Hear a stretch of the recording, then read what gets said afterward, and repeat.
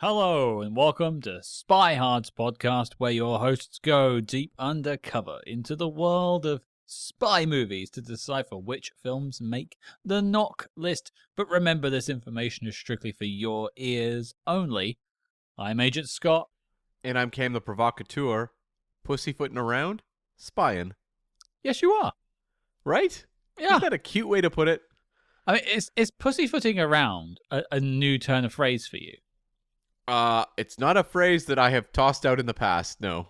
It's because that's actually pretty common parlance here in the UK. Well, I mean, it's a term that's well known, but I feel like it's pretty outdated at this point. Common parlance infers that people are saying it on the street. I'm not sure that's necessarily like what everyone. Hey Scott, stop pussyfooting around this intro. Like, it's not everyone saying it, but like I wouldn't be shocked if I had heard someone say it. That is not a Gen Z thing to be saying. It's Gen Alpha now, isn't it? They've been taken over. Or Gen Alpha, whatever. They aren't saying it either. They're not talking. They're on their phones. Like, what's the youngest person saying pussyfooting around? Ooh, I think our age. You think that's the youngest? Yeah. So mid-30s to mid-40s. I just think that is a saying that really doesn't, a term that does not really apply anymore. Let us know, folks. Do you pussyfoot around? How old are you? What's the age gap? What's the what's our youngest pussyfooter? That is a weird sentence. I didn't think I'd ever say that in my life. I was going to say, that is something you don't normally hear on a podcast, but welcome to Spyhards. Welcome indeed. We have an interesting film to talk about this week. I say that every week, but I think I mean it a little bit more this week. Yeah, I don't know if it's a Spyhard special. I don't think it is, but it's one that I think has sort of not necessarily on the tip of everyone's tongues when they think of spy movies. No, it's funny because like when I prepare for a film, I often think about like what's my social media going to be? How am I going to promote this film to get people to click on it to listen to it? I mean, a lot of you listening are subscribed. Welcome, you're our greatest fans, the Spyhards diehards out there. Thank you for hitting subscribe. If you haven't already, do that, by the way. But there's a lot of people that will click on a poster of this and be like, "Hey, what is this film?" But like after that, how the hell do I market this? I don't know. Maybe just start marketing the back catalog that week. Yeah, it's 1 year ago we spoke about Goldeneye or something like that. Yeah. Maybe that's my exit strategy. But we've jazzed it up a little bit. It's not I mean, I would argue this is a Spyhard special, but I think it's down to the listeners to define what a Spyhard special is, not us. I just don't think it's quite obscure enough. I mean, this is a major star in this movie. It's fairly obscure, though. It's fairly, but I think Red Skelton is a pretty big name. So that's where I kind of bump up against it. It's like saying a Bob Hope movie is a Spyhard special. Let us know. By the end of this discussion, is it a special? I mean, we clearly think it's very special. But I think let's get to it, Cam. What are we talking about? We are talking about 1948's A Southern Yankee, starring Red Skelton. Boy, are we. A movie that I think was added to our list around the time we were looking at the General and maybe Springfield Rifle. And I was searching around for other Civil War spy films, and this one jumped out pretty quickly during that Google searching. Cam had also been taking quite a few edibles before he wrote this list, so we're sorry. We're sorry, everyone. Yeah, and it was one that I was always like, is this going to be an awkward sit? And you know what? Surprisingly, not so much. No, I think this passes muster better than some of our other films that would seem quite straight. Yeah, and even the General has some splaining to do. This one, not so much. No, I don't see. You were talking about like Gen Z and Gen Alphas before, and I don't know how they would react to this film. There's a really funny series of YouTube videos where they show like old technology. Yeah. To Gen Alphas, like a rotary phone, right? Sure. I say really funny. It's actually really low hanging fruit, lowest common denominator stuff, but it's probably why it appeals to me. I can't imagine a Gen Alpha watching this without being just utterly baffled. I mean, I see the videos where it's like, teens react to Slipknot and I'm just like sobbing into my hands that this was like I was the teen. I was there. like it's not that long ago. So like the idea of maybe that's something we should start is like teens react to, and then insert the like completely forgotten Spyhards special film. Teens react to I Was a Spy with Madeline Carroll. Teens react to My Favorite Spy with Bob Hope. What's the weirdest? Teens react to Possession. Teens react to British Agent. And then one of them in the middle of it gets confused and watches Confidential Agent, and it's just like, oh, I watched the wrong film. Oh, Secret Agent, or whatever. There's so many. I actually would be interested to see how someone deals with this form of comedy. Yeah. It feels like it's like, even in my youth, this comedy was a bit tired. Right, yeah, it's a lot of like pratfalls and characters who are kind of dumb. But although it's like, I don't know, I feel like in some ways it kind of just evolves into like the Adam Sandler types of films. Sure, but it's like, is it the Marx Brothers? Is that who I'm thinking of? Marx Brothers are the 30s and 40s, yeah. Yeah. Like that was kind of their comedy too, or Laurel and Hardy, all this sort of stuff. Like that, there is a foundation of that, but it's evolved over time. Yeah. And maybe even finessed, you could argue. This is sort of its purest essence. Sure, yeah, I would say like Marx Brothers are hitting like the top tier of what you can achieve in that sort of form. I haven't watched a lot of Laurel and Hardy, but I know they're pretty beloved as well, so I'm gonna guess that they did as well. It's the same sort of comedy, I'd say. The bits I've seen comparatively. Right. Like Marx Brothers is very verbal, which is not as much the case for some of the other ones. Like Abbott and Costello, I mean, it did have the whole "who's on first" bit, which is a good gag, but there's a lot of I feel like there's even more physical comedy in some of the others. The Marx Brothers there is, but it's the Groucho Marx quips just firing a million miles a second. And then, you mentioned it before, the General, Buster Keaton, Charlie Chaplin. Like, a lot of that is all sprinkled into this film. I mean, there's a direct through line to the General and Buster Keaton in this film. Yes. And I did have a question for you. Okay. Are you familiar with Red Skelton? Not in the slightest. That was part of this sort of a Southern Yankee discovery for me, was discovering Red Skelton. And it's funny because Red Skelton was a massive star, like massive, for decades, like a beloved figure in comedy. And I think his legacy is pretty much like fading away. Like, I just don't think Red Skelton's work has stood the test of time in the same way. Like Bob Hope, we can watch his movies and say, hey, this one hasn't aged great. This one, it's a little corny. But I feel like the legacy of Bob Hope as a figure in comedy continues to endure. Mm-hmm. Whereas like Red Skelton, I don't think so. And I mean, I'm someone who watches a lot of old movies. I've only seen one like Red Skelton film in the past, which was a musical called Dewberry Was a Lady. And I watched it like maybe 3 weeks ago, a month ago. Like, it's not something I saw way back in the day. Well, I mean, he obviously had quite the legacy. There was a TV show called The Red Skelton Hour that ran for 20 years. 20 years, man. Three Little Words, Whistling in the Dark. The films I'm reading off of his IMDb, and there are listeners to the show that are older than us, or maybe even people who have spent more time studying older comedians that are younger than us or the same age, who would know tons of Red Skelton. So I'm not going to come in and say like I know enough about this. I know I don't know enough about Red Skelton. Maybe if I knew more about his type of comedy and sort of what he was like, I would have appreciated this a bit more. But I need to take this as a holistic package, this film, and not worry about his legacy. Like, I went into My Favorite Spy with Bob Hope, completely blind to Bob Hope. Sure. I wasn't that impressed, and I haven't really been since. We'll get to Red Skelton in a bit, I'm sure. But yeah, to answer your question, no, I had no idea. I wrote down in my notes, he's a Bob Hope-alike. I disagree. I think like there's big differences between the two.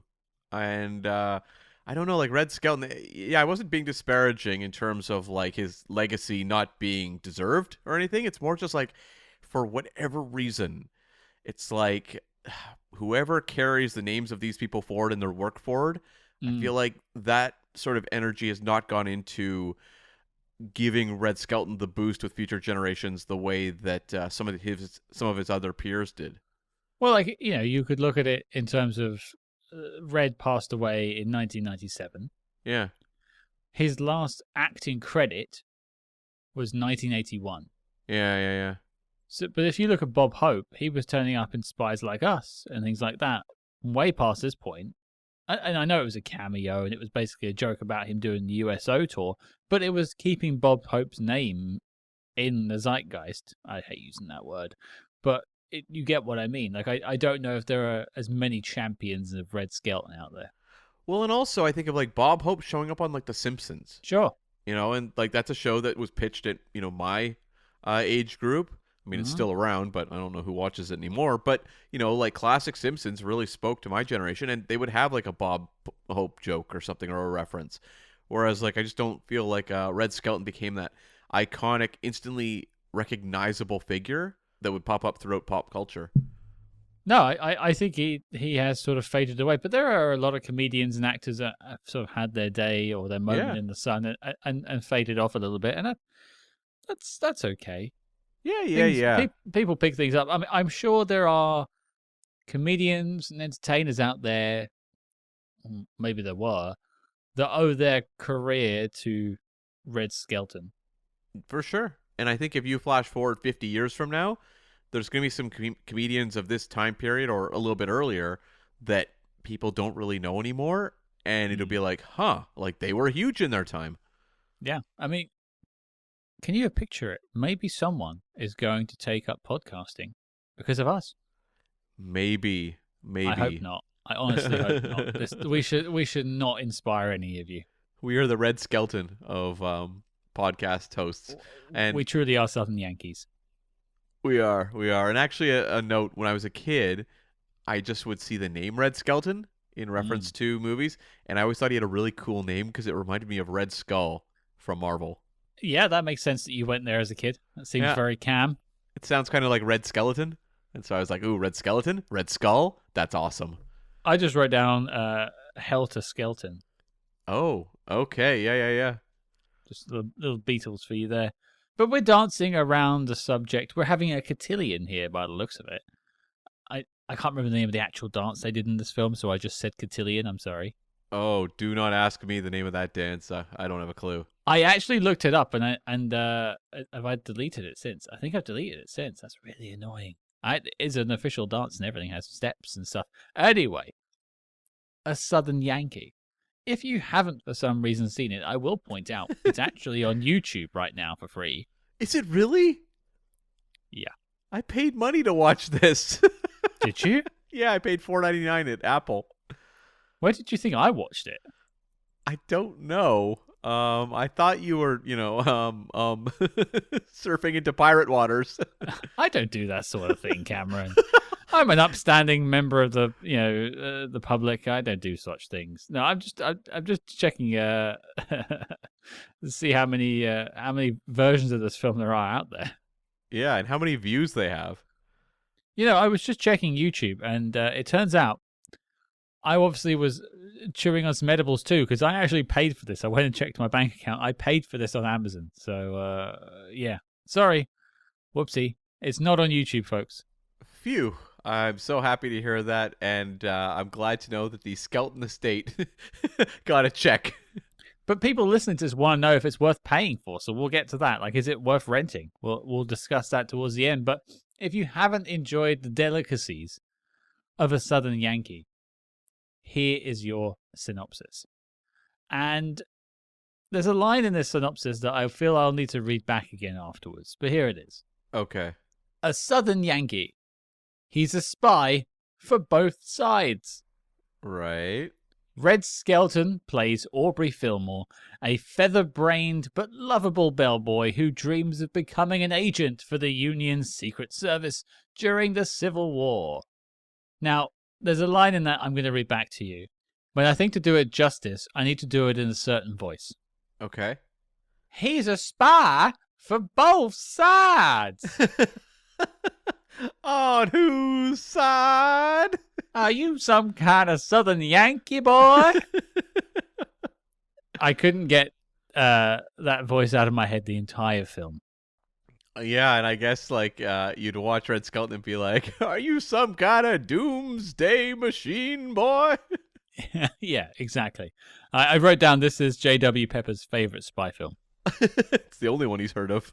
Well, but that's your synopsis. Maybe that wets your whistle. Maybe you want to get some more. Stay tuned. Maybe go watch it and come back if you'd like.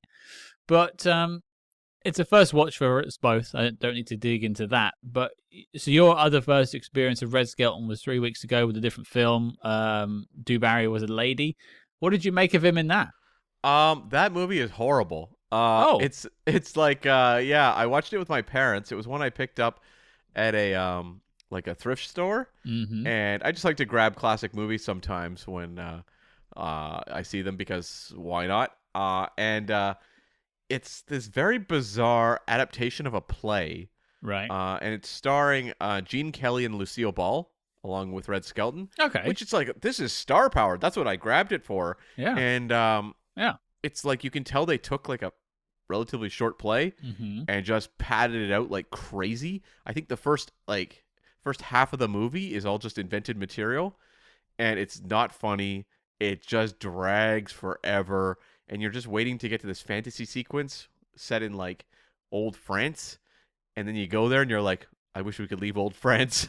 Like the movie is just, it's a real failure of a comedy and a musical. But I'll say two really nice things about it, neither of which involve Red Skelton. Sure. Number one, Gene Kelly has an amazing dance number where he does like push-ups and goes in a circle in perfect timing of girls jumping over him as he goes around, and it's like clockwork. I think I've seen that clip somewhere else before.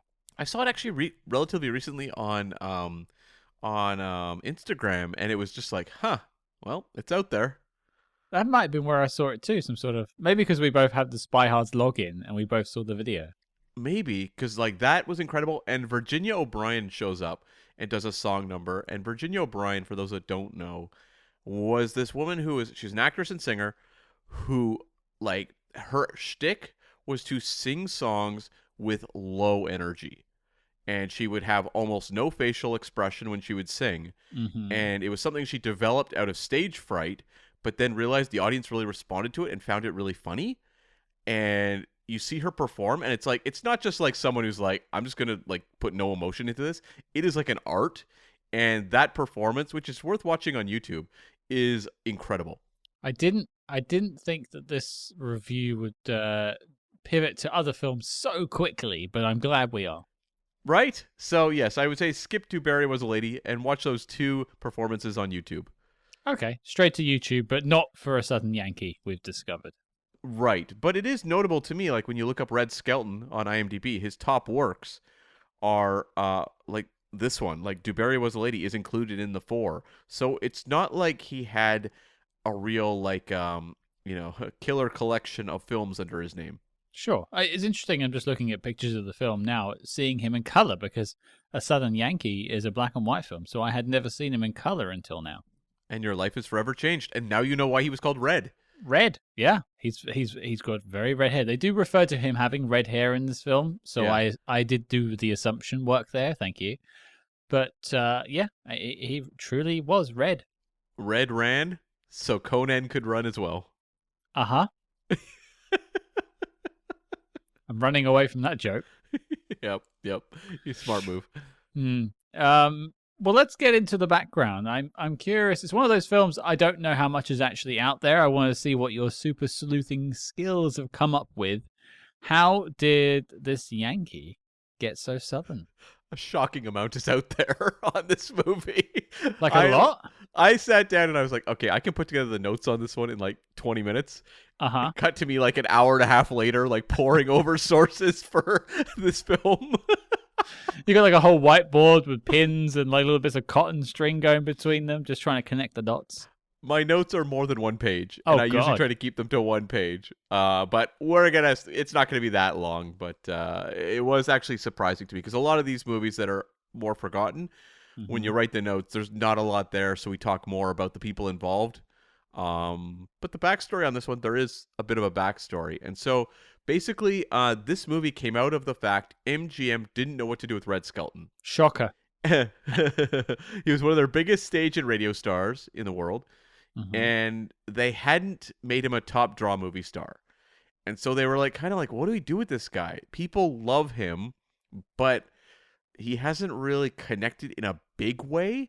And he's been working in movies since 1938 with the Ginger Rogers film Having Wonderful Time.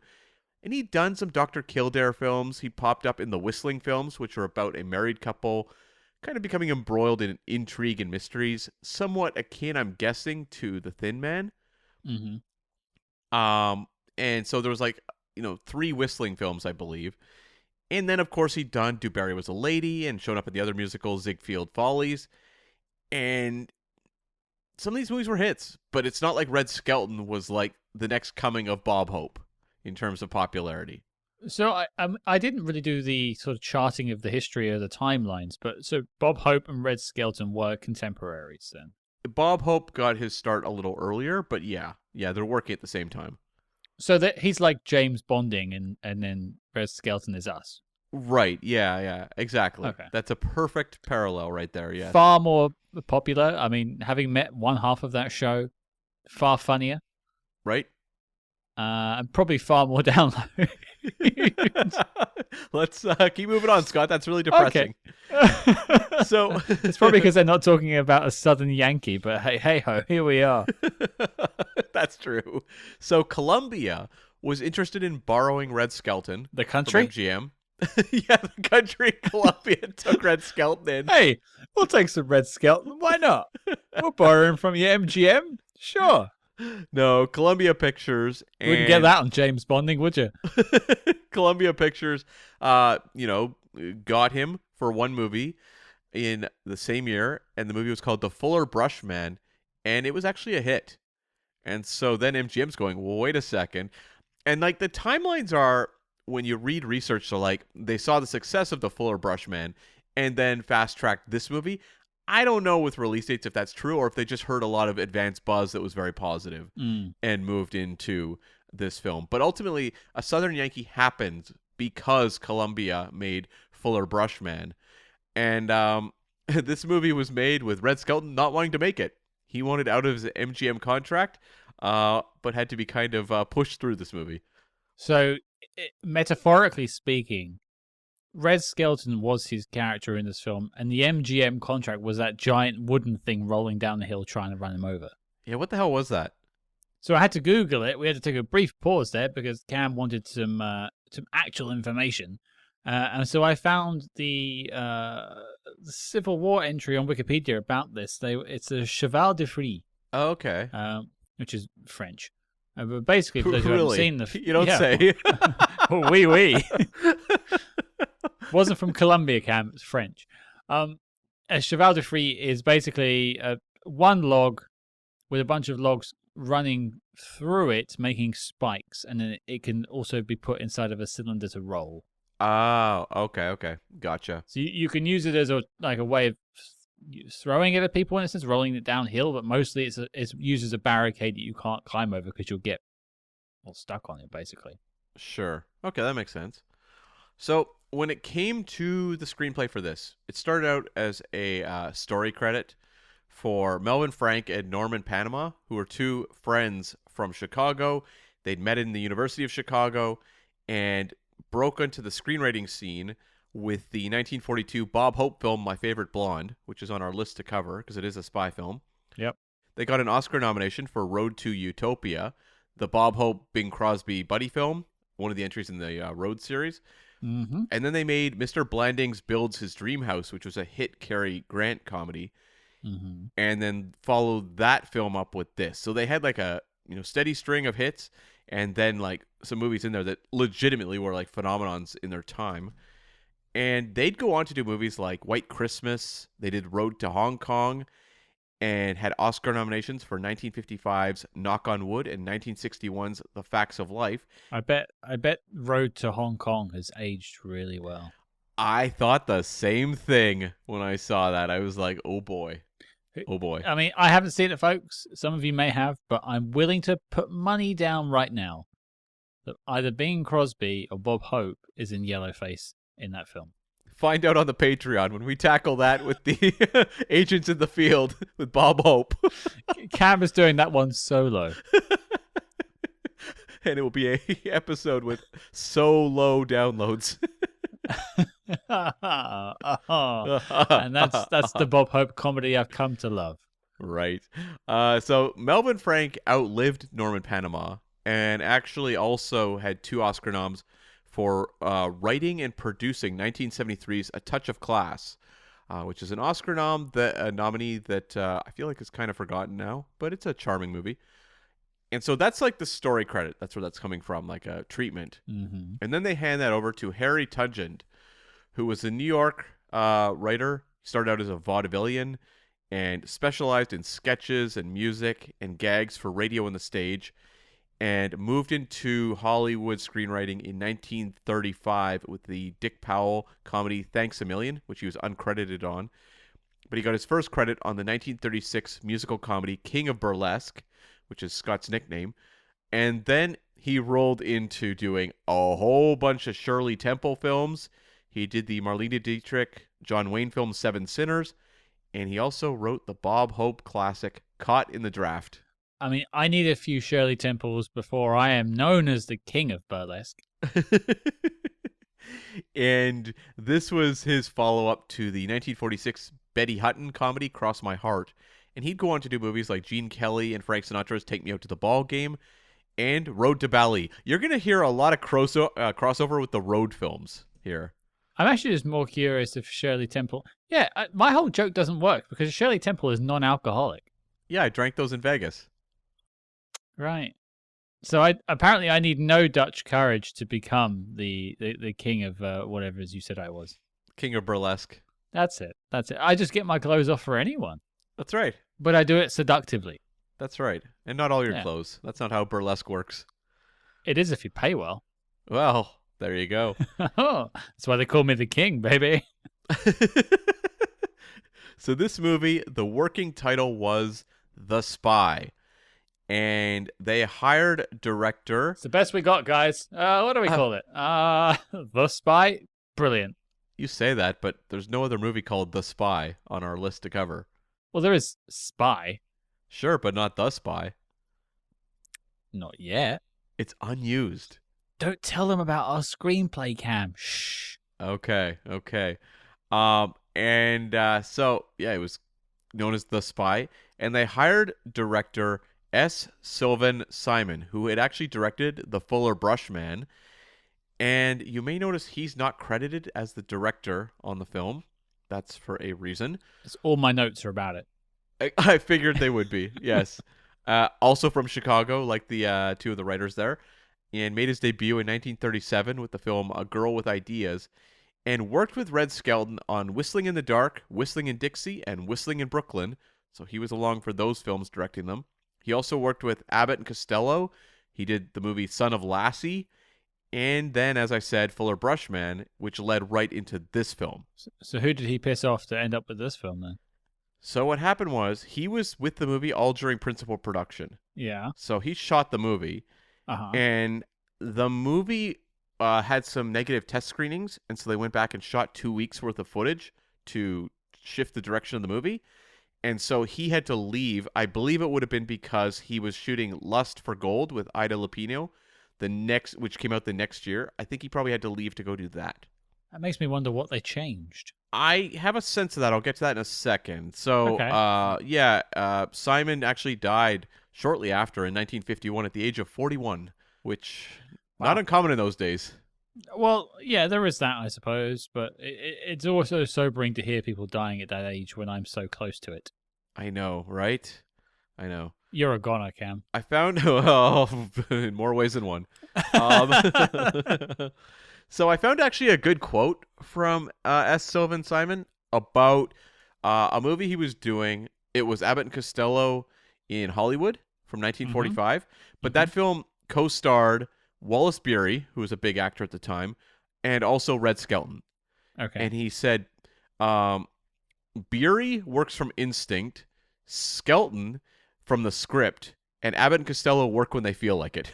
Okay. Which I thought was interesting. Like, he's saying that, like, Red Skelton is very much script dependent, and that's something that he really depends on. It's not an instinct thing. Which is odd, given he had a television show for 20 years, which I would assume is a variety show. I think it was sketches more so. So I wonder if he's just someone who's like, it's about the writing, it's not about, like, improvisation. So looking at it, it's kind of a mix of both. Okay. There's some variety acts. It looks a bit improvisational, but mostly sketch based. It's kind of like SNL, Sure. but with one host. Right.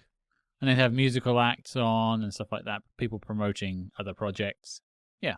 So a little bit like the Dean Martin show, too. Like they had the Beach Boys on, they had the Rolling Stones on, the Kinks. Yeah, all kinds of stuff. Scott is frantically buying seasons of this show to comb through for those pop culture nuggets there. Well, Robert Vaughn did a bit about Man from U.N.C.L.E. on there, apparently. So, Jeez. Should we be covering that? Come to the Patreon for more Red Skelton coverage. I can't hear the cash registers going. Oh wait, no, that's people taking their money back. Yeah, that's right. I see. So, obviously, Southern Yankee, it was in a state where they weren't happy with it.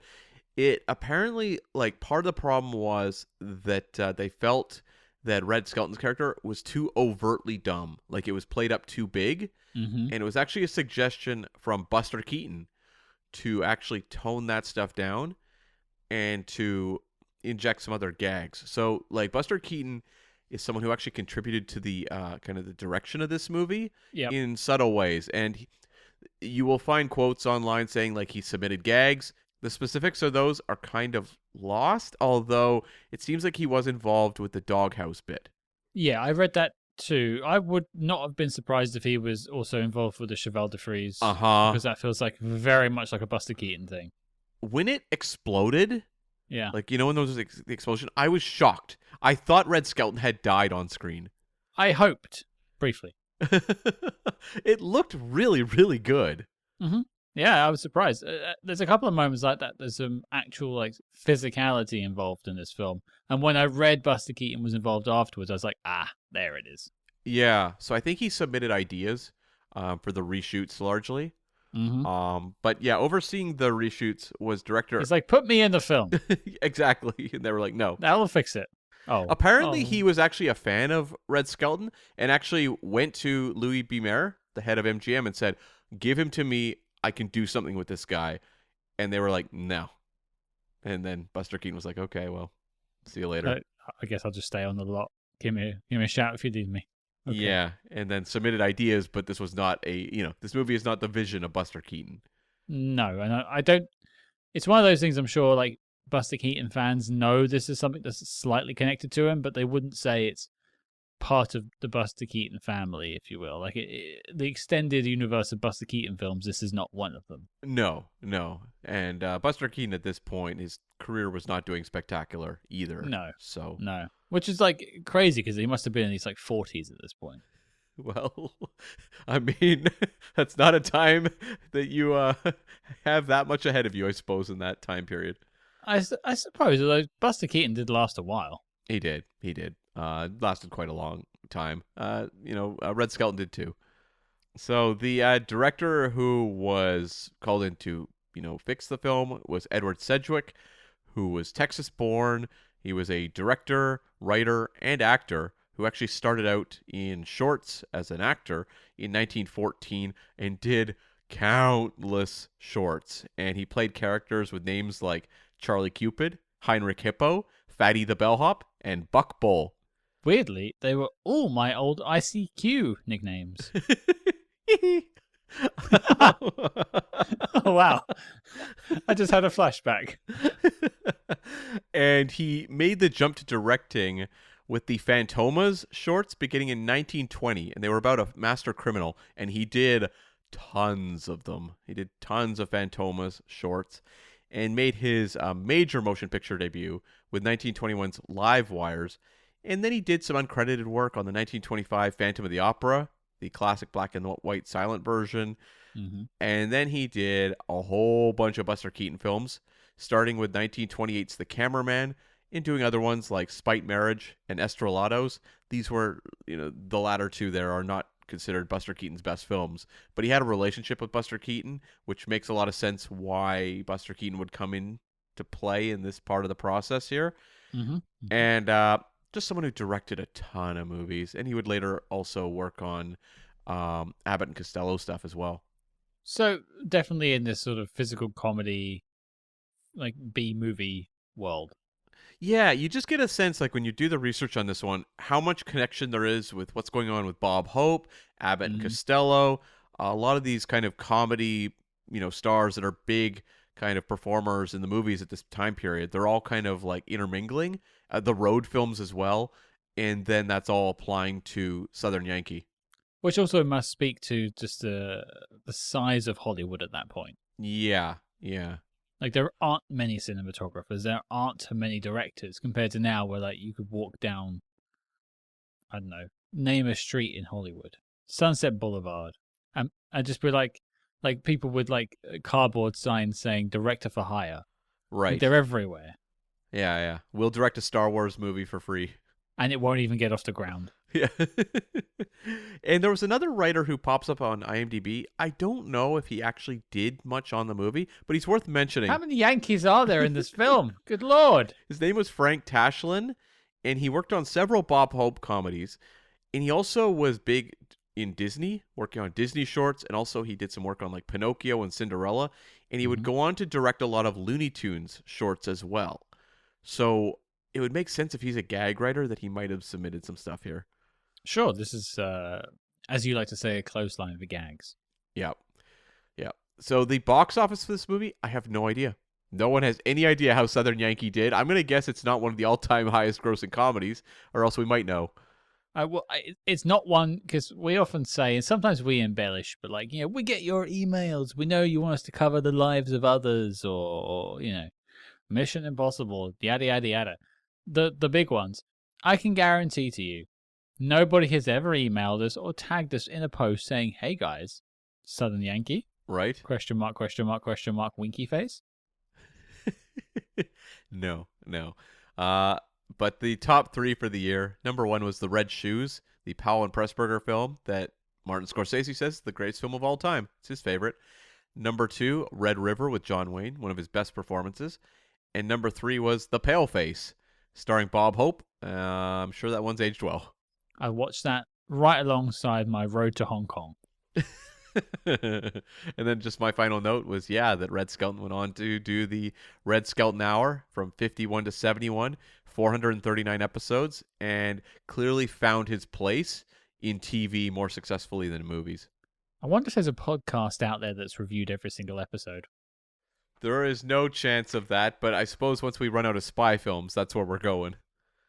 Skelton Hards? Red Hards? I think Red Hards, maybe? I say that again. Like, it really doesn't say quite right, does it? Like, oh, the Red Hards. No. Red Hards. No. I'm trying to think, like, a Pod Skelton. Oh, Pod Skelton. Oh, that's great. There it is. It's free, folks. If you want to take it, run with it. Just maybe give us a shout out in the first episode. Have fun. Coming to Patreon soon. The Pod Skelton spin-off podcast. It will last one episode, and then Scott will throw himself out of his window. We'll do all of the whistling films. Oh, no.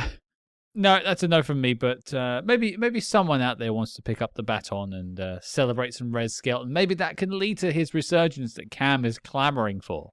I can't stop screaming to the heavens for the Red Skelton resurgence. I'm clamoring, but it's to get out of here. The Red Surgence. Oh, no. They're everywhere. Let's talk about it. Yeah. A Southern Yankee. You've been talking for a while, Cam. Let me take over. Let my silky smooth British tones soothe everyone's ears. Oh, boy. Oh, boy. Do you know what? I was really worried about this film. Okay. Like, I saw some pictures and I'm like, Civil War. He's going to be fighting on the side of the Confederacy for a while. Is it going to make light of it? Yeah. Current things that are going on, all this sort of stuff. Like, how are we going to talk about it? And then I watched the film, and it's actually quite funny. Yeah. I was like, oh, I'm laughing at this. I'm laughing at this more than I've laughed at any of the Bob Hope films that we've done. Mm-hmm. Something about Red Skelton's this comedy speaks to me. Clearly, the pratfalls got a bit much at times. They were good though. But like some of the situation, they were acted well, but some of the more situational comedy was quite good. Like the cotillion dance with the swapping of the papers through the doors, all that sort of stuff was just fun setup and payoff. It was very well executed stuff. And, I couldn't name you any of the other characters in this film. Sure. But that's okay, because Red Skelton is quite fun to watch. And as far as like the Civil War spy films we've ever seen, I think this is probably the most watchable after The General. You think Springfield Rifle you'd put below? Yeah, and The Great Locomotive Chase. Oh, Fess Parker though, Scott. What about Fess Parker? That's for you and Janine. I'll take Red Skelton. You can have Fess Parker. I think you're right though. There's a lightness to this movie that really works to its benefit. It's the perfect like Saturday afternoon film. Yeah. Like 2 p.m., you've just had lunch and you kind of just want to watch a film for an hour and a half. It's light, it's frothy, it's funny. It does not take itself seriously. It is pretty pitch perfect. And so like by the end, I was like, oh, this is a really pleasant way to spend an hour and a half. And I was not expecting that. No, this one kind of caught me by surprise too. Look, this is not one of the all-time great comedies, but I was sick yesterday and today, and I was at work, and I knew I had to come home and watch this movie, and I really was not in a state of being like, I can't wait to go home and watch Southern Yankee. Yankee. It sounded like a fate worse than grim death. Like, to be honest, I was just like, oh God, I'm gonna have to watch this for 90 minutes. And I'm picturing some of the like bad comedies, like imagine like the 1948 version of like Trenchcoat. That's what I was kind of imagining, right? Where I'm gonna be like, oh God. Because Du Barry Was a Lady was not a movie I loved. And I thought, oh, Red Skelton was really grating in that. And I'm gonna find him grating here. And color me surprised. I was actually like, this was kind of a perfect homesick movie where it was like light, it was brisk, it like bounced from scenario to scenario in a way where it didn't overstay its welcome, and like some of them were pretty inspired. I thought the trips to the dentist's office were like really well done. The sort of like infirmary barracks / dentist, that whole chase was well put together. When that guy did the backflip into the dentist chair, I was genuinely impressed. Like off the floor as well. Like he had some acrobatic skills. It was a great scene. Yeah, like the physical comedy really worked, and it didn't drag out the story in a way which sometimes can be the case with these comedies. Like I thought like the Bob Hope ones dragged it out more. Yeah. Where I just wasn't laughing and the story was just going and going. Whereas like here I felt like they kept it inventive enough, or at least fun enough to keep my attention. And yeah, like Red Skelton, I give this guy a ton of points for his physical comedy. I think he was doing incredible stuff here. Like when he's doing the like diving mount onto a horse and like plummeting right off the other side of the horse, I'm like, that's him. He is doing that kind of stuff. And it makes me understand now why Buster Keaton saw something in him that he could do something with. Well, it's kind of funny. Like that was sort of expected of actors in these days, to have all these skills, ride horses and stuff like that. But he's not even just hopping onto a horse. He's hopping onto a horse backwards and then riding the horse. Yeah. And that is all Red Skelton. These days, there's no effing way Pedro Pascal, in one shot, in a wide shot, is jumping onto a horse and riding it backwards off into the sunset. No, and I think of the moment, too, where he's searching for the Gray Spider, the Confederate spy, right? Great name, by the way. I thought that was a good name, too. But there's a point where he kicks him in the head and knocks him out. And I was like, the way he does this, like, a wild windmill kick to the guy's head, I'm like, holy smokes, he was flexible. Like, that is not easy to do. And it's just like, I found myself appreciating the physical comedy. The storytelling itself, like, there's some stuff with love interests and rivals and stuff that's kind of like, whatever, by the numbers stuff. I do declare, Aubrey, you're my kind of man. I gotta say, Sally Ann got off a little scot-free in this one, but, Sally Ann, has some answering to do in my book. Oh, I have some questions about the entire ending of this film. Yeah, yeah. But like overall, yeah, it was just like light entertainment that maybe it's more forgotten than some of the other ones we've talked about on the show, like some of the Bob Hope stuff, but Hmm. it doesn't deserve to be. I think it's a movie that people would be, moderately entertained by. Well, it's like you say, the fastest guitar alive is another Civil War spy movie we've tackled. Oh boy. Well, not a great film, but that's had a longer life than this has, Yeah. and I think that's not quite right. Yeah. And I think like people probably nowadays see the term Southern Yankee and they go 1948 Southern Yankee. Uh-oh. Pull up, And just stay yeah. away. Yeah, and I don't know that the movie. But it's poking fun at the Confederacy most of the film. Yeah. Yeah, like I would say like it actually doesn't kind of tiptoe into that problematic material. And you could also argue it takes the mickey out of the entire concept of having a civil war in the first place. Yeah. Yeah. Like the scene, and I think one of the most inspired moments in the film, which I know is taken from a Buster Keaton film, probably due to his advising, is the whole like the two armies are fighting, and Red Skelton's character puts one half of a uniform on one half of his body and the other half on the other half, and then puts two flags together and runs down the middle of them, dressed up to appease both sides, and they're all cheering. Yeah. And it's like an inspired bit of comedy there, but also an inspired bit of commentary on just how silly this whole thing is. Yeah, I mean, like the movie knows it's silly. There's no efforts to ground it in seriousness. When you have Red Skelton, I thought dressing as a Southern belle and running like across the screen, I was like laughing at that, and I laughed even harder when he put that disguise on the back of a horse. Yeah, I had to add it to the list I've been keeping track of films where the protagonist or one of the leads cross dresses. Sure, you can also start a list of dentists because we've had The Man Who Knew Too Much. Quite a few Yeah, dentists. and then this movie, and Marathon Man is going to have more dentistry. Yeah. I think there's one more we're missing out on with dentists. Um, I feel like there was no. I know you're talking about the Hitchcock one. I thought there was one more. it could be. Yeah, yeah. Does Bond ever meet a dentist? Oh, was it something where it was like the dentist was actually like a spy or something? Like information had to get passed at a dentist's office. Something like that. Yeah, I feel like there is something in the back of my mind, Yeah, like a molar needs taking out. It's just there. It's increasingly putting pressure on my back teeth. 200 something episodes, folks. Yeah, it's almost 5 years. We are prone to forgetting the odd thing. But if you remember the other film we're talking about, let us know. Help us complete the dental trifecta. Yes, yes, let's do it. Let's put that filling in. Let's talk about stuff we liked, Yeah, because there's a lot of it here. And I think Red Skelton is number one with the bullet. yeah. I think he's come in strong. Stronger than Bob Hope did with My Favorite Spy. Maybe we picked the wrong film to start with Bob Hope, but he has had two. They got me covered. That was the other one. Yeah. Yeah, and neither of them have particularly impressed me, whereas I think I will remember bits of Southern Yankee. I'll be curious how we respond to My Favorite Blonde, which has a much better reputation. Okay.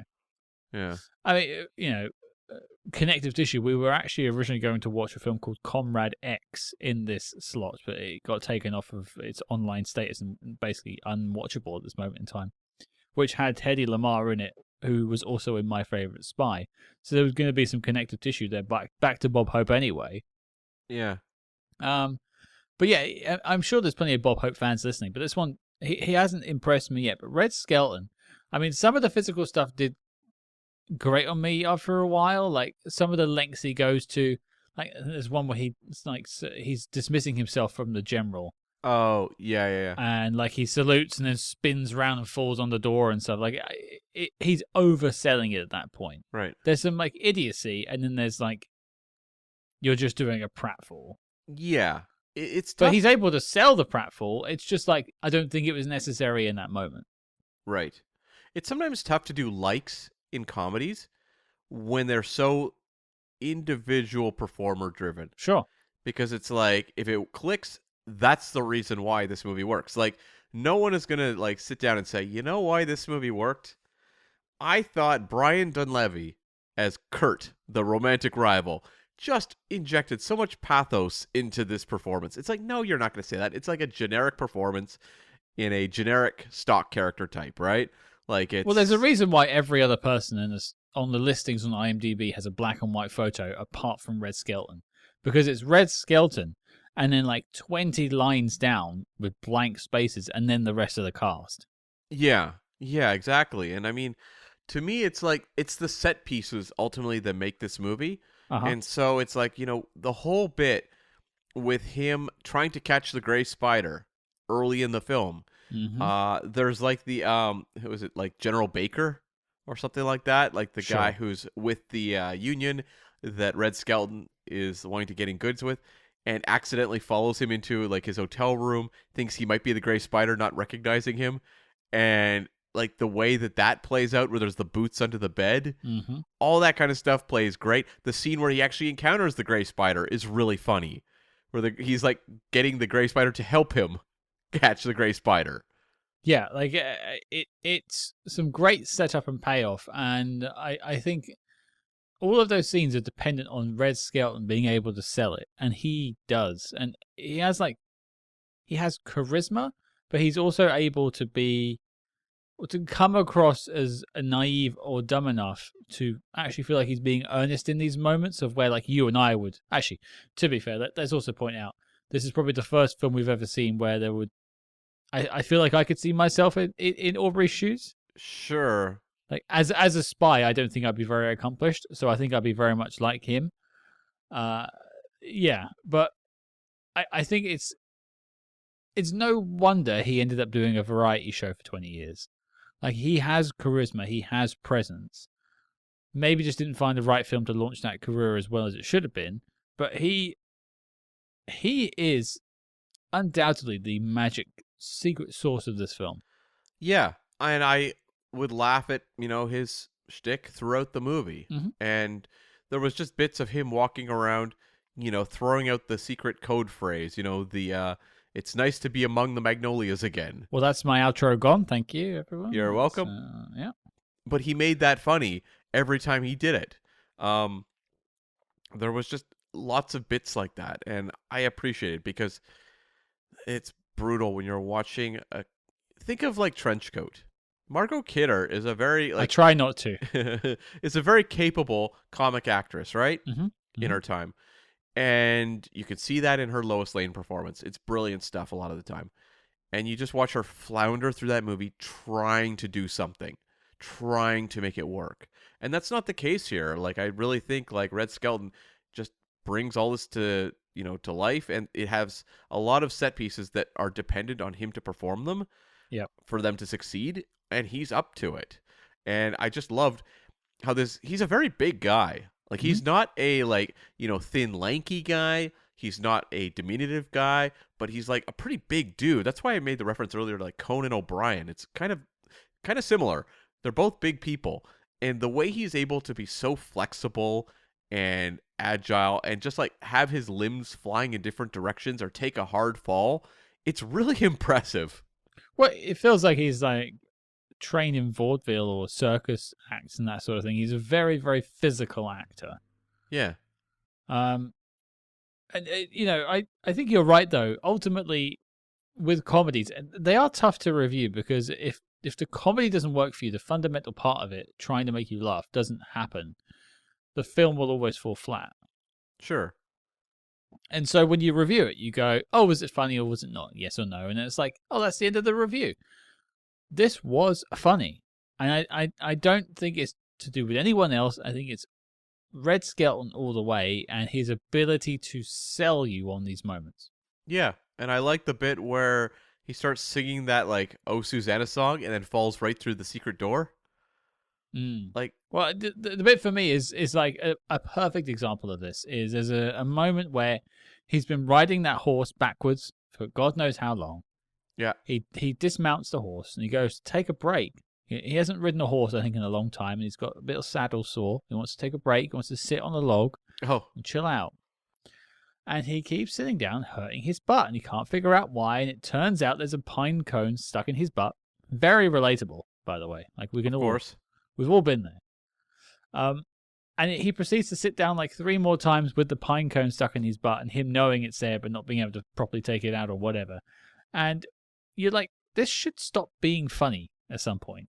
Yeah. But it just keeps making you laugh. Yeah.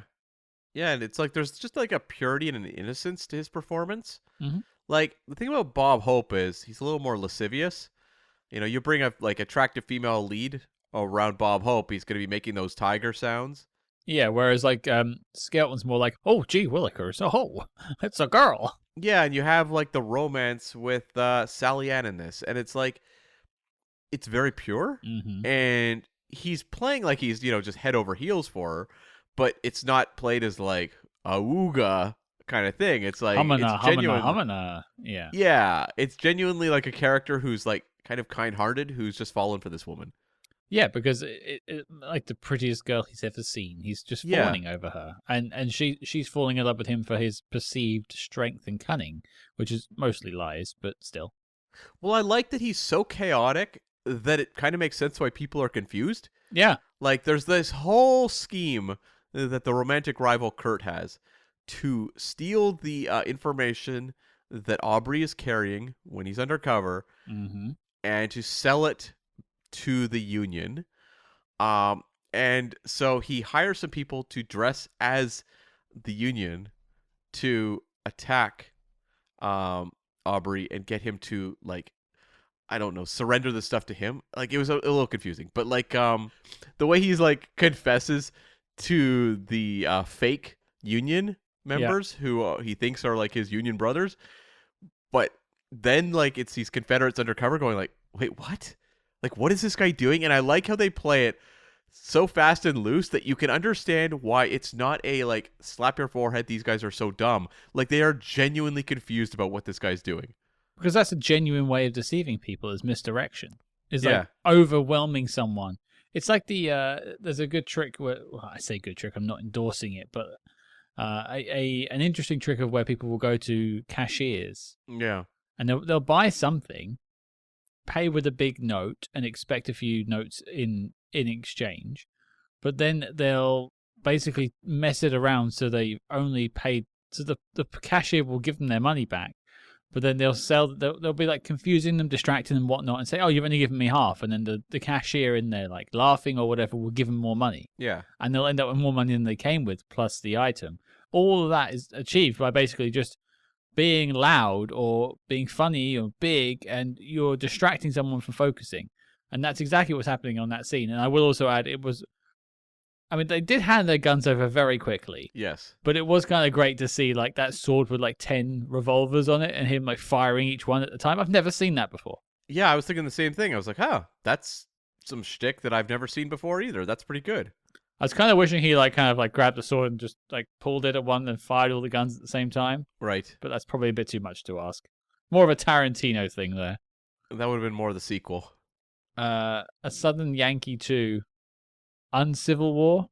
I guess. What about you, Cam? Something you liked? We've spoken about Red Skelton, but can you dig a little deeper? I mean, in terms of like other likes, it's like kind of tough because I just don't think the supporting cast is strong enough to stand out, which is fine. Like, they fit the story, but they don't exactly exceed it. So I would really just say like the direction from S. Sylvan Simon and Edward Sedgwick is quite strong. Like, they are able to stage the types of virtuoso physical comedy that you might see in a Buster Keaton film, really capably. And a lot of comedies that are physical don't really impress me anymore. But every now and again, you come across one that does, and at times this one did. So I give them a lot of props. Yeah, and to think, people are struggling these days to make comedies. Yeah. And like to get audiences to even turn up for comedy seems like hard enough, but just to make them and make them funny. I think of one that came out recently that I ended up watching on VOD, which was Blockers. Oh, yeah. Right. Came out a couple of years ago. Yeah. I think I watched the entire film, and I don't think I laughed once. And there was like 4 different comedians in that film, and John Cena. And I just thought, like, where are we going wrong with comedies? So what happened to the time when we were getting like 40-Year-Old Virgin and stuff like that I found to be genuinely funny? And we just seem to have lost that art now. Yeah, and it's funny because you can see one. Actually, it's not so funny, but Well, I remember going to see Joyride relatively recently, yeah, yeah, which was yeah, a yeah. comedy in theaters that was like legit hilarious, Hmm. and it did not perform well at the box office. So you didn't get that experience of seeing like a really funny comedy with a sold out crowd, which is like the best possible outcome. Hmm. um, yeah, it's like even ones like that I think do connect at a high level. Audiences are mixed. It just seems like people don't want to attend comedies as much because they can watch that stuff at home. Well, because a lot of people are like weighing up the expense of going to theaters now, because it Yeah, is far more expensive than it was to go and see a Southern Yankee. Even if you adjust for inflation, I'm sure that is the truth. yeah, Um, and like I don't know if seeing it. I mean, I agree with you. Seeing a comedy in a full theater with everyone laughing at the film is a really cool way of watching a film. Like I've seen most of the Bond films in person, and no, they're not all comedies, but like hearing people laughing at Roger Moore's quips yeah, as he makes them is a fun way of watching stuff like Moonraker. yeah. I mean, I remember going to see movies like the Judd Apatow comedies, Napoleon Dynamite back in the day, Mm-hmm. Mm-hmm. the Austin Powers films with like packed opening weekend crowds, and it was great. Yeah, and but I don't know. I don't know if watching it on the big screen is enough for you to have to pay that money now. Yeah, I know. Whereas you can get, they are putting stuff like Blockers on streaming pretty quickly. That's where I watched it. I did see that one in theaters. I think I was maybe slightly more positive, but I was pretty mixed on the movie overall. Yeah, I mean, I think John Cena's got himself a bit of a future in Hollywood, but I think that's all I took out of it. Yeah, yeah. Anyway, back to this then. Well, I do agree with you. The last note I'll leave us on is this. I absolutely love that the Grey Spider has an identifying ring, Oh yeah. and I need to all get us all Spyhards rings. Oh my god. Like if you got us are they the Spyhards logo or the Great Spider logo? Oh, it's a Spyhards logo, obviously. Okay. Okay. Yeah. But is it because it's a logo? Is it just our two little silhouettes? It doesn't say Spyhards. It's just the two silhouettes. I think so, yeah. I mean, would you buy that? Um Well, I'd have to give you one for free, wouldn't I? Really? yeah, I was going to say what you're selling it to me? Well, I'm in the logo. times are hard, folks. Join our Patreon. Speaking of, here's an ad. We interrupt this program to bring you a special report. Agents, where are you? Why do you hide? Follow that Patreon trail and make Spyhards your guide. That's right. From Spy TV reviews covering the antics of George Smiley, Jack Bauer, and the Slow Horses to reviews of non-spy movies from your favorite spy actors. There's no more secrets over on our Patreon. But Cam, tell the listeners about this week's top secret broadcast. Scott, we have some serious dealings this week. To close out Animated April, we are going to be investigating a terrible case of garden sabotage. That's right, we're going to look at the Aardman animated film Wallace and Gromit: The Curse of the Were-Rabbit from 2005. Will our annual giant vegetable growing contest be foiled forever? Find out. So accept your mission and help support your favorite spy movie podcast at patreon.com/spyhards. But before we activate the fourth protocol, let's get back to the spy jinx. Well, thanks for listening to that ad. Hopefully that's all convinced you all. And yeah, we need to get these rings. Yes, it's true, yeah. Maybe if there's enough seed money, like a venture capitalist, right? We want the seed money so we can maybe make a product. I think the audience for Spyhards rings is very small. If I can sell one Diane Keaton body pillow, I can sell 10 Spyhards rings. Well, you've yet to sell a Diane Keaton body pillow, so get back to me when you do. Don't tell them that. I was coming at it with confidence. That's how you do sales pitches. Sure. Always be closing. No coffee for you, Cam. No steak knives. No. Well, let's talk about dislikes. I have a couple I want to bring up, but why don't you lead us off? I thought the romance with Sally Ann, it kind of just Gee. I don't know. Like it's very generic, but I just thought like Sally Ann, come on. This character really gets off pretty easy by the end. What do you mean by that? I don't know. Like, she's on the opposing side Mm-hmm. and is pretty hardcore throughout. She's like, I would shoot a Union man if I ever got one. Like, they really play up that, like, Sally Ann is hardcore for the cause. Well, they talk about her plantation at one point. I was like, oh boy. I know, right? Like, I'm going like, Sally Ann does not seem like a girl worth hanging around there, buddy. And the fact that it's just like a total hand wave of like, oh, the war's over. Well, Sally Ann, you're marrying material. I'm like, really? Is she? No, I know what you mean. I think a lot of people get off quite easy. I don't know enough about the Civil War to know, but I think a lot of people must have still been tried for things post the war. Like everyone in jail when the war ended wasn't released from jail. Yeah, I don't know. I'm not a historian of the Civil War, I suppose. But one thing I found interesting about Sally Ann, I found out when I was looking at the trivia for this film, is that she mentions that her plantation is called 12 Oaks, Okay. which is the same one as Melanie from Gone with the Wind. Oh, okay.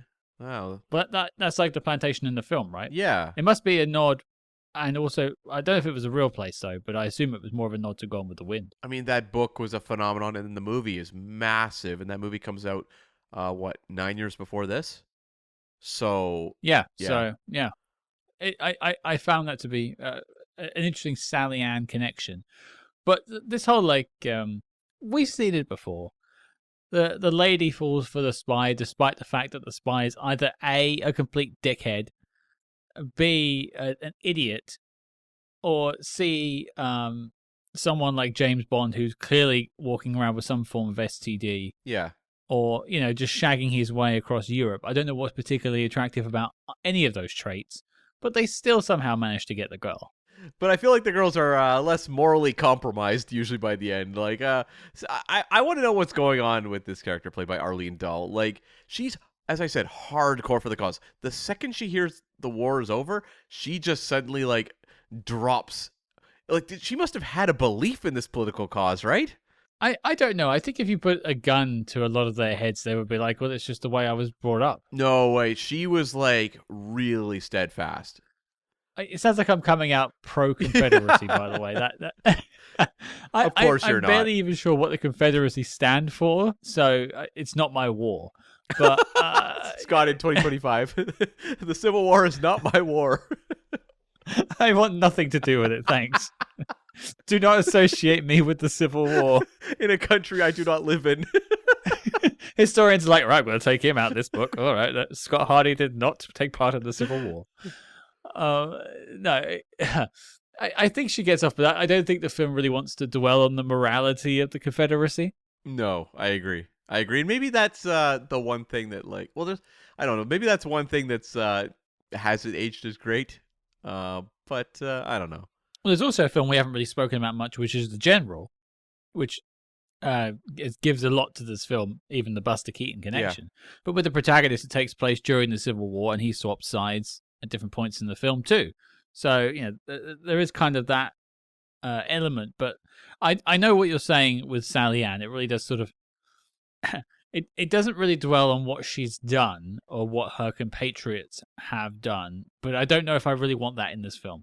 No, it also removes the black population largely from the conflict, except for a couple gags in this movie. Well, apart from that little, ditty they get them to sing.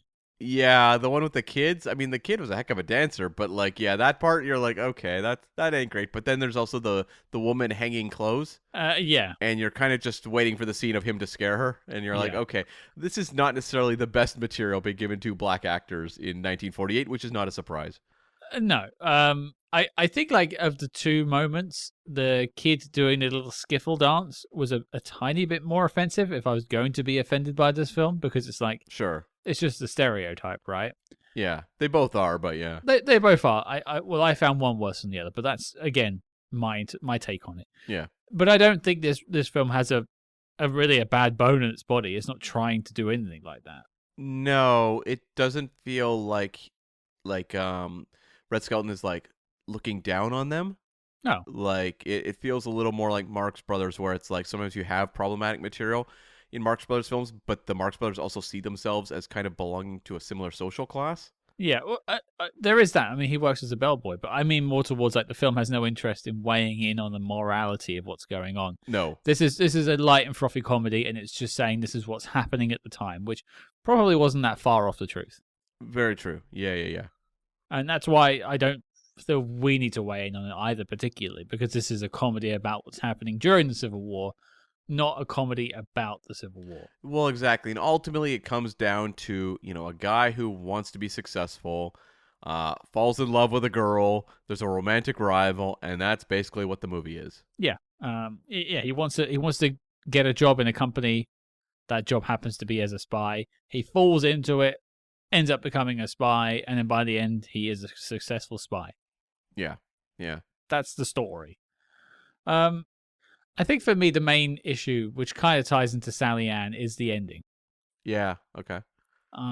For those who haven't watched the film and who aren't going to watch the film, basically, Red Skelton's Aubrey is found out as a spy behind the Confederacy lines, and he's being chased down. He, I think, has he been caught again by that point? Or is he... Yes. Okay. So he had been caught again. He tried to escape and was brought back. And he's back. Oh yeah, he's going to be executed, right? That was it. In a very funny bit. Yeah. In a bit around the tree that was quite funny. Yeah. And then, out of nowhere, the Confederate general, gets a letter saying, whoever it is has basically put the white flag up. The Confederacy is folded.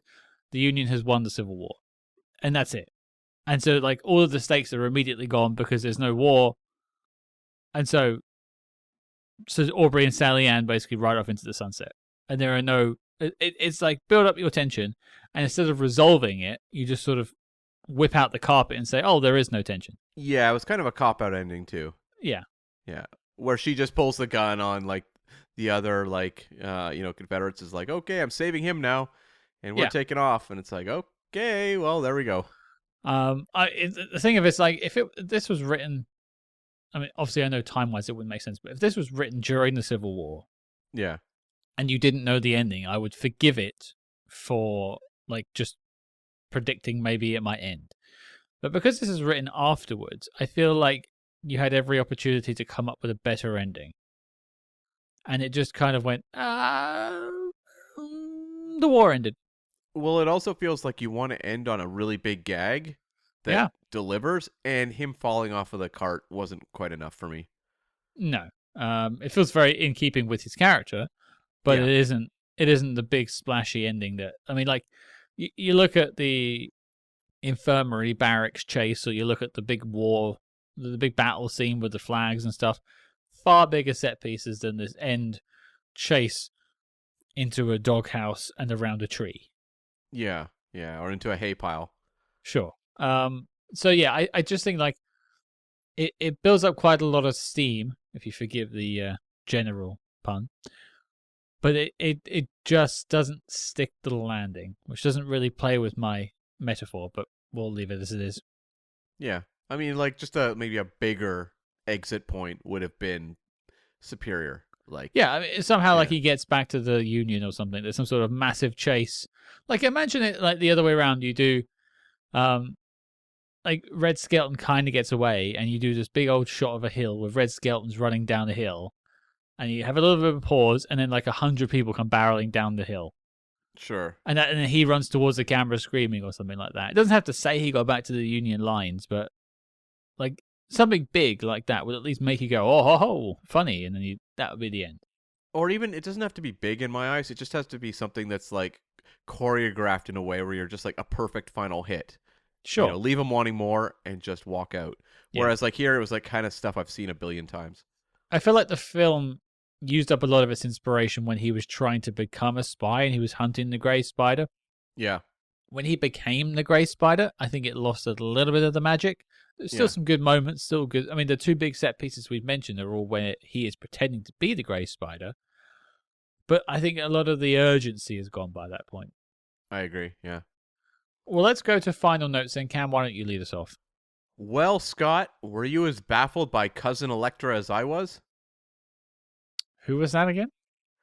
At one point, Sally Ann just introduces, she goes, "This is my cousin Electra." And it's a sultry brunette woman who walks across the screen. The camera, like, focuses on her, and she just exits the scene and is never mentioned ever again. Yeah, I had no idea what was going on. So, that is a reference to the 1947 film Morning Becomes Electra, which starred Rosalind Russell, who's not in this movie. They cast someone who looks like her. And that was a movie based on a Eugene O'Neill Civil War film. And there you go. I believe the film was set after the war, but it was a nod to that. And I think it was also different sides. I think maybe Electra was maybe on the Union side. I don't know, but like it was the type of reference that is lost to the world at this point.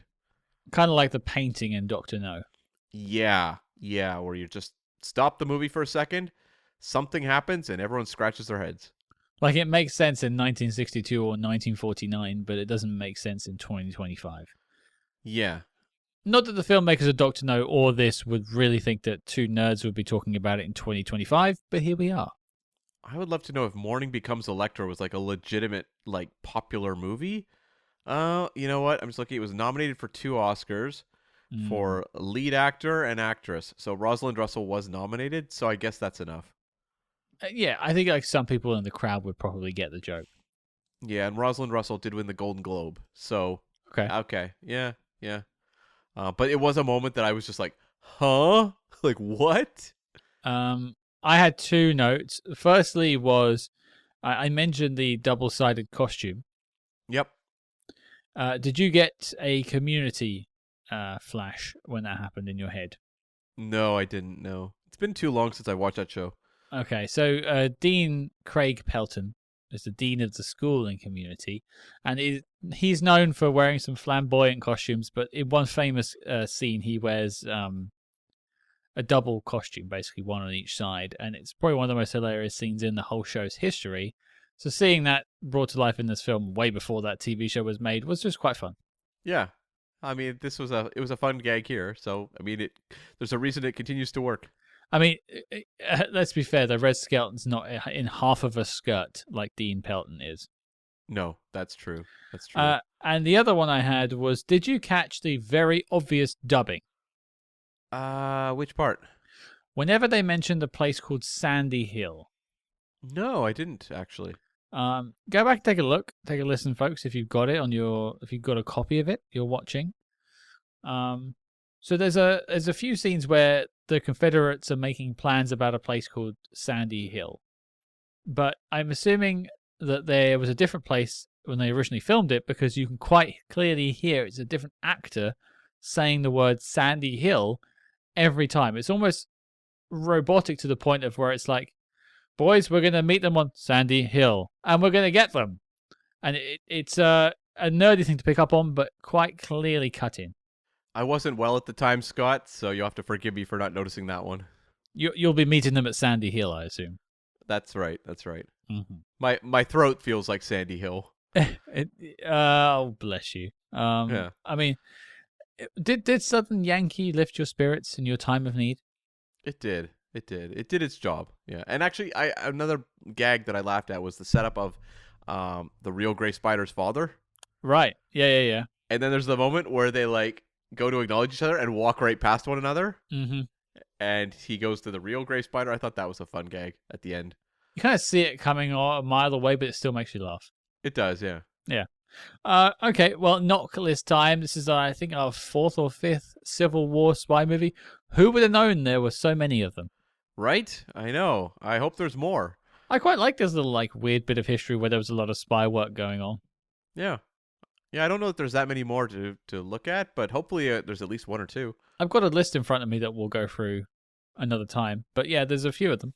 Yeah. But is A Southern Yankee making the knock list the list of the must-see spy movies, the ones you need to tune into if you love a bit of spy jinx? Cam, the question goes to you first, yes or no, is it making the knock list? This is not a knock list movie, but it is sort of a curiosity that I think, like, people looking for kind of a a light and fun spy comedy should maybe give this one a watch, especially if they like The General. Yeah. Because The General did make the knock list. That's an amazing movie. But if you'd like to see kind of a, a lesser version of The General that still somewhat connects, check this one out. It's interesting because like the Great Locomotive Chase is also sort of a not modern remake, but like a 60s remake of The General. Yeah, 50s actually, yeah. 50s, you're right. And it's in color and there's a lot of action. But I think I would still lean towards this out of the two when it comes to remakes of The General. I think I would too. Yeah, I agree. But is it making the knock list? It's a no from me.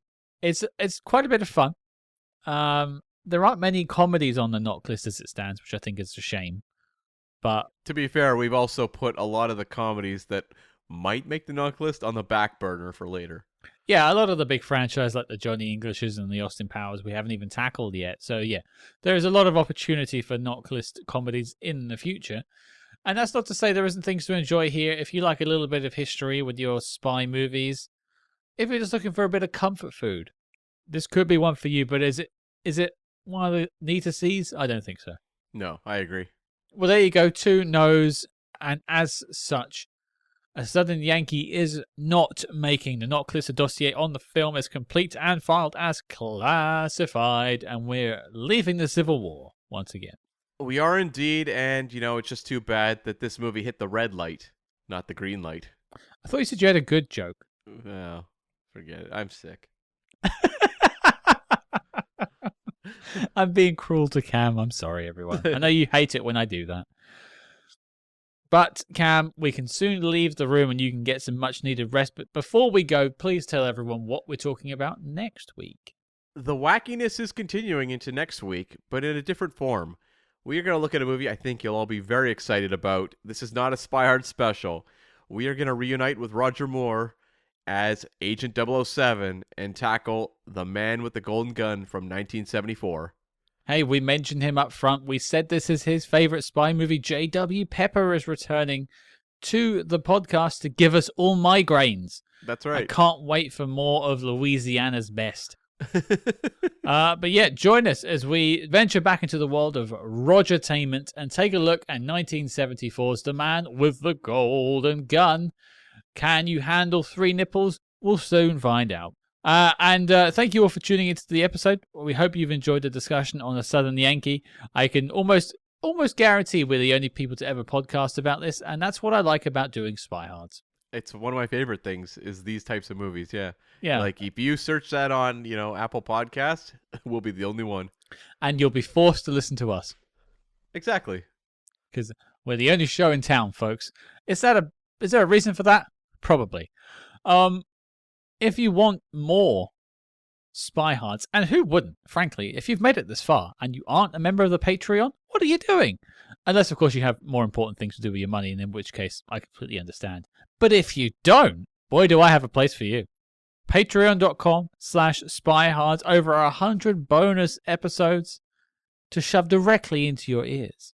And I'm talking about Slow Horses. I'm talking about Ian Fleming biopics. I'm talking about all kinds of TV spy jinx, 24, you name it, it's over there. We keep hearing from you. You want spy TV reviews? Well, frankly, it's behind a paywall because we got bills to pay. And Cam needs to keep up his stock of cough medicine. Help. He's so weak and needy. He needs your help. Go to patreon.com/Spyhards and make a generous donation to Cam so he can feel better. And if you don't, he's going to feel worse. That's not possible. Oh, okay. And if you want to continue the conversation about Southern Yankee, we'll be talking about it all week over on social media at Spyhards, wherever you might social media. Come and find us. Come and talk about your favorite spy movies. We want to hear from you. But until next week, folks, remember, the paper's in the pocket of the boot with the buckle, and the map's in the packet of the pocket of the jacket.